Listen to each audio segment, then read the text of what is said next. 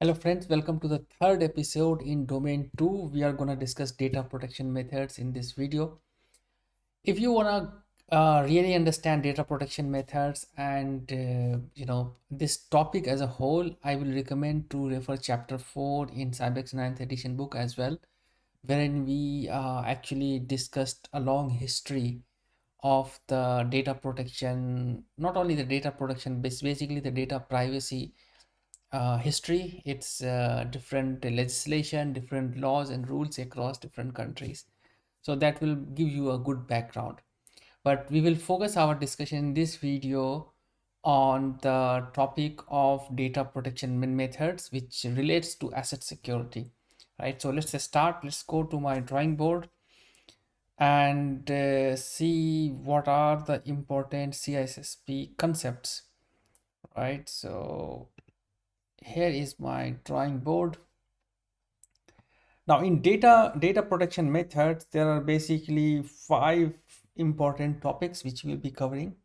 One is digital right management, which is which relates to the copyright information which we have in certain data, and we want to protect the copyright.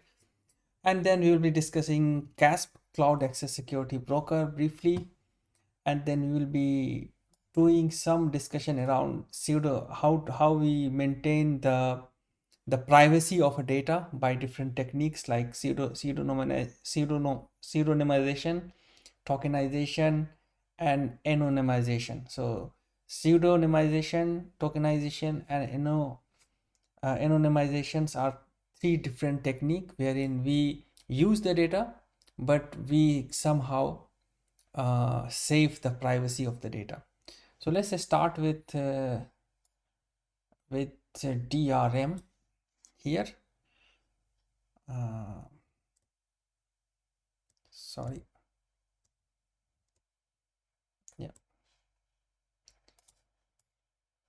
So DRM, the basic purpose of digital right management techniques in asset security is to provide copyright protection. So data and documents which are having copyright content, we want to have a technique which can ensure that there is no copyright violation basically.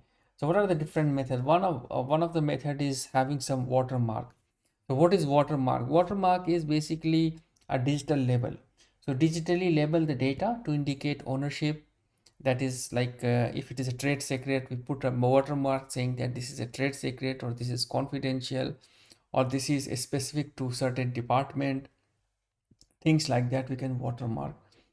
It will not be be like something which will technically prohibit someone, but this will put a binding on the person who is caught using it, that if that the document is saying that this is confidential, or this is used for this specific purpose, and it is not to be shared. And if a person is caught with that unlawful act, he is held responsible. The other method is to have a DRM license. A DRM license is like, if you buy a software, you have this software key and then in user license agreement. So basically you have got a file and a decryption key, and you use DRM license. It's a one-time activity. You install it and you have license. That license may have some key, and there may be some component of the software which will accept the key and make the software usable. The other could be the persistent online authentication. This is basically using a software with some key or some password or something, but it will always require an internet connection. So persistent online authentication is always on DRM. So the software will continuously, after some time, like after 15 minutes or 30 minutes or every hour, it will check with a DRM license provider, and if that connectivity is maintained, you can use the software. If it fails, it will warn, and then you can't use the software. Continuous audit trail is basically tracks all use of copyright product with added persistence. It can detect copyright abuse, like if you are using a software from two different geographical location it can detect, or from two different machines even it can detect based on the machine ID or the hardware address. Automatic expiration is basically using a copyright content or material, and you actually pay a monthly fee or a yearly fees, and you use the service. Things like Netflix and Amazon Prime, you pay for the service, and once you don't have the service you can't use it. There are other methods used by these movie rental companies, like you can't take a screenshot or you can't capture the video. So those kind of techniques are used for the digital right management. So these are the important area which we should know about digital right management. Now let's quickly discuss the cloud access security broker. Now, as we all know that cloud is a very interesting concept, wherein you have some resources but you don't own those resources.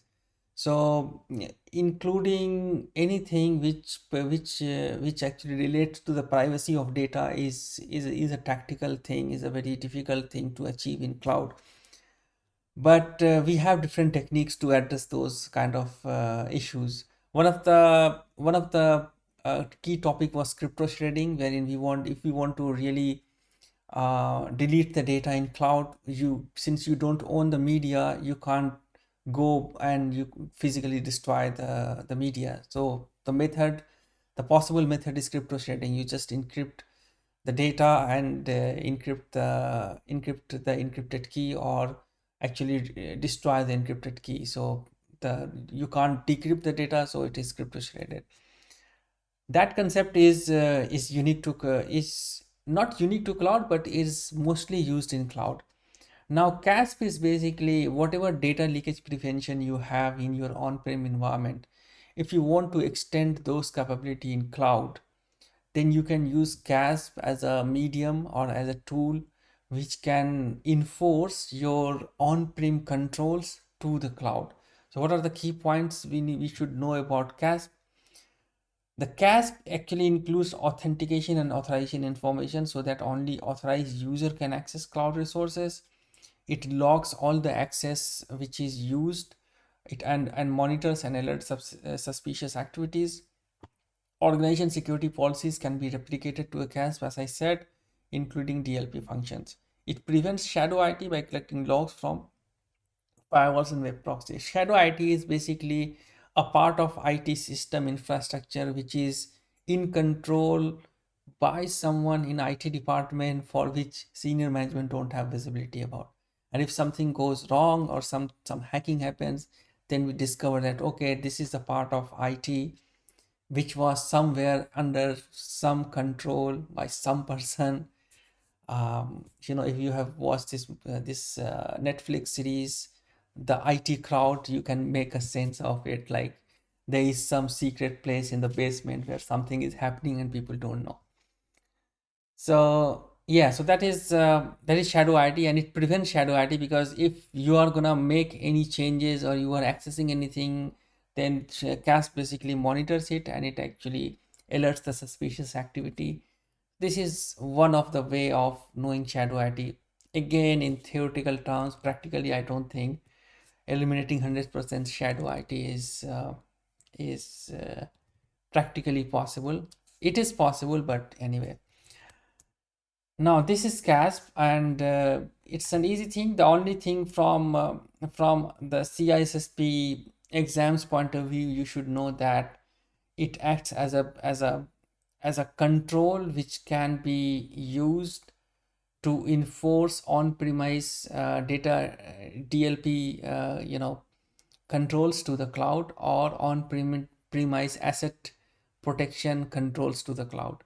So this is what we should know about CASP. It can be on-prem, or it can be in cloud as well.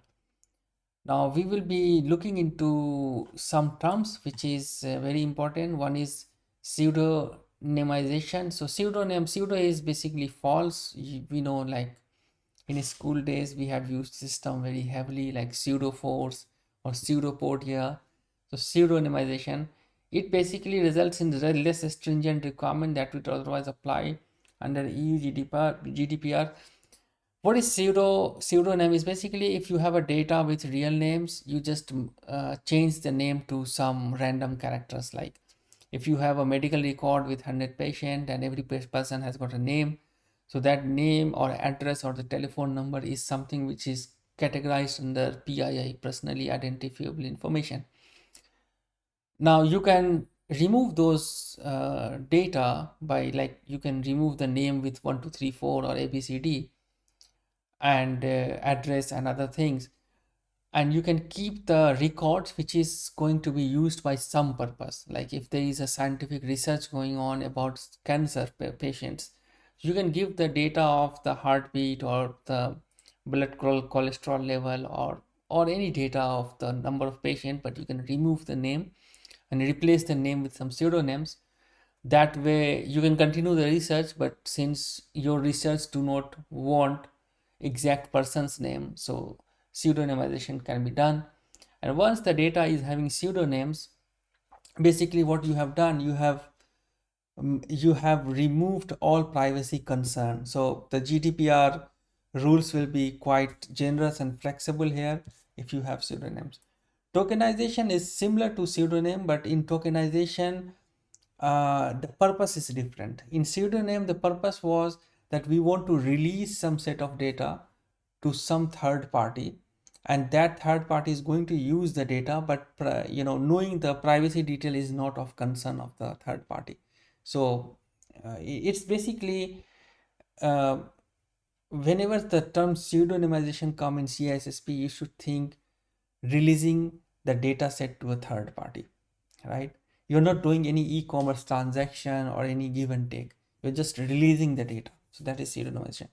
Tokenization, on the other hand, is used when you are creating a token corresponding to some privacy data, and the token and the data is known to only one third party, right? So what we are going to here, we are going to here going to have a token here. It allows third party to know the token and the original data. However, no one else knows both the token and the original data, right? So some system knows only token, some system knows only data, but both of them do not have. And the third party who is processing the token, they know both token and data. So this is mostly used in credit card transactions, and that makes tokenization unique. Anonymization is the process of removing all the relevant data so that it is theoretically impossible to identify the original subject or person. If done effectively, GDPR is no longer relevant for the anonymization data. If you want to know more about the GDPR, you can refer my Domain1 video where I have explained the privacy laws. There we have discussed GDPR, the history of the privacy starting from maybe 1700s in USA.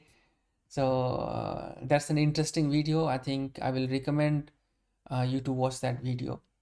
So these are the key terms in data protection methods, right? So that's all for this video. I hope this video has been useful, and if you are preparing for CISSP, best of luck. If you have any specific questions, suggestion, recommendation, you can always comment to my video, and I will be covering the rest of the material of Domain2, I think, in next 2-3 videos. And yeah, and then we'll move to some more interesting domains which is more techy, and they're required, like it will be more interesting to discuss those concepts like cryptography and more technical things like rate controls and other things. Hope to see you again in the next video, and best of luck for your exams.